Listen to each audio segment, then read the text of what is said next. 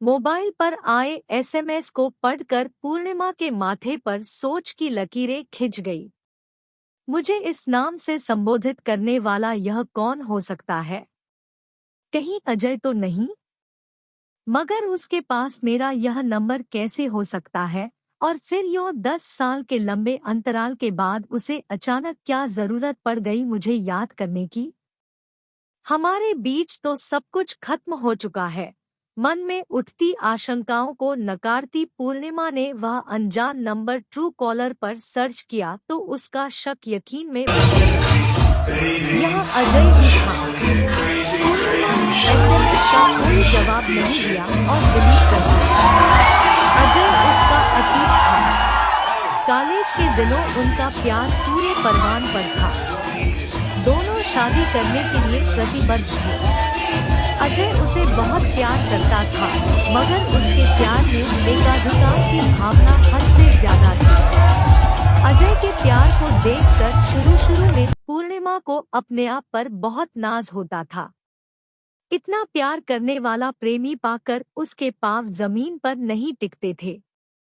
मगर धीरे धीरे अजय के प्यार का यह बंधन बेड़ियों में तब्दील होने लगा। अजय के प्रेमपाश में जकड़ी पूर्णिमा का दम घुटने लगा। दरअसल अजय किसी अन्य व्यक्ति को पूर्णिमा के पास खड़ा हुआ भी नहीं देख सकता था। किसी के भी साथ पूर्णिमा का हंसना बोलना या उठना बैठना अजय की बर्दाश्त से बाहर होता था और फिर शुरू होता था रूठ निमनाने का लंबा सिलसिला। कई कई दिनों तक अजय का मुंह फूला रहता। पूर्णिमा उसके आगे पीछे घूमती, मनोहार करती, अपनी वफाओं की दुहाई देती, बिना अपनी गलती के माफी मांगती। तब कहीं जाकर अजय नॉर्मल हो पाता था और पूर्णिमा राहत की सांस लेती थी। मगर कुछ ही दिनों में फिर वही ढाक के 3 पात। कॉलेज में इतने सारे दोस्त होते थे, साथ ही कई तरह की एक्टिविटीज भी, ऐसे में एक दूसरे से बोलना पियाना लाजिम होता था। बस वह यह देख पूर्णिमा से बात करना बंद कर देता था।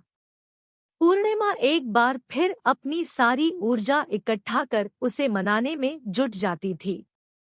धीरे धीरे पूर्णिमा के मन में अजय को लेकर डर घर करने लगा। अब वह किसी से बात करते समय नॉर्मल नहीं रह पाती थी। उसका सारा ध्यान यही सोचने में लगा रहता कि कहीं अजय देख तो नहीं रहा। अगर अजय ने देख लिया तो मैं क्या जवाब दूंगी? कैसे उसे मनाऊंगी?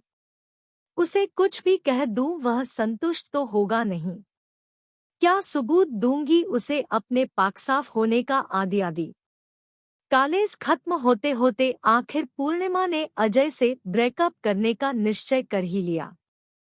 वह भली भांति जानती थी कि उसका यह फैसला अजय को तोड़ देगा, मगर यह भी तय था कि अगर आज वह भावनाओं में बह गई तो फिर हमेशा के लिए उसकी जिंदगी की नाव अजय के शंकालु प्रेम के भंवर में फंस कर डूब जाएगी और यह स्थिति किसी के लिए भी सुखद नहीं होगी। न अजय के लिए और न ही खुद पूर्णिमा के लिए। पूर्णिमा ने दिल पर पत्थर रखकर अपने पापा की पसंद के लड़के रवि से शादी कर ली। पुराने शहर से उसका नाता अब छुट्टियों में पीहर आने तक ही रह गया। अपने पुराने दोस्तों से ही उसे पता चला था कि अजय भी अपनी नौकरी के सिलसिले में यह शहर छोड़कर चला गया। इन बीते 10 सालों में जिंदगी ने एक भरपूर करवट ली थी। पूर्णिमा 2 बच्चों की मां बन चुकी थी। अब प्राइवेट कॉलेज में पढ़ाने लगी है। रवि घर परिवार और बच्चों में उलझी पूर्णिमा को पता ही नहीं चला कि कब समय पंख लगाकर उड़ गया। मगर आज अचानक अजय के इस एसएमएस ने पूर्णिमा को चौंका दिया। उसे महसूस हो रहा था कि वक्त की जिस राख को वह ठंडा हुआ समझ रही थी उसमें अभी भी कोई चिंगारी सुलग रही है। उसकी जरा सी लापरवाही उस चिंगारी को शोलों में बदल सकती है और इन शोलों की चपेट में आकर न जाने किस किस के अरमान स्वाहा होंगे। अगले 3 से 4 दिन तक अजय की तरफ से कोई रिस्पॉन्स नहीं आया, मगर पूर्णिमा इस बात को आई गई नहीं समझ सकती थी। वह अजय के सनकी स्वभाव को अच्छी तरह जानती थी कि जरूर उसके दिमाग में कोई खिचड़ी पक रही है। अजय यूं शांत बैठने वालों में बिल्कुल नहीं है। और आज वही हुआ जिसका पूर्णिमा को डर था। वह अपना लेक्चर खत्म करके कॉमन रूम में बैठी थी, तभी उसका मोबाइल बज उठा। फोन अजय का था। उसने धड़कते दिल से कॉल रिसीव की। कैसी हो पुन्नू? अजय का स्वर काम रहा था। माफ कीजिए, मैंने आपको पहचाना नहीं, पूर्णिमा ने अनजान बनते हुए कहा। मैं तो तुम्हें एक पल को भी नहीं भूला। तुम मुझे कैसे भूल सकती हो पुन्नू? अजय ने भावुकता से कहा।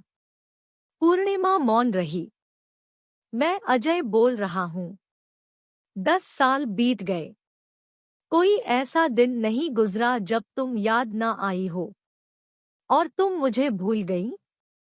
मगर हाँ, एक बात तो है। तुम आज भी वैसी की वैसी ही लगती हो। बिल्कुल कॉलेज गर्ल। क्या करूं, फेसबुक पर तुम्हें देख देख कर अपने दिल को तसल्ली देता हूँ। अजय अपनी रॉ में कहता जा रहा था, पर पूर्णिमा की तो जैसे सोचने समझने की शक्ति ही समाप्त हो गई थी। उसे अपने खुशहाल भविष्य पर खतरे के काले बादल मंडराते साफ नजर आ रहे थे।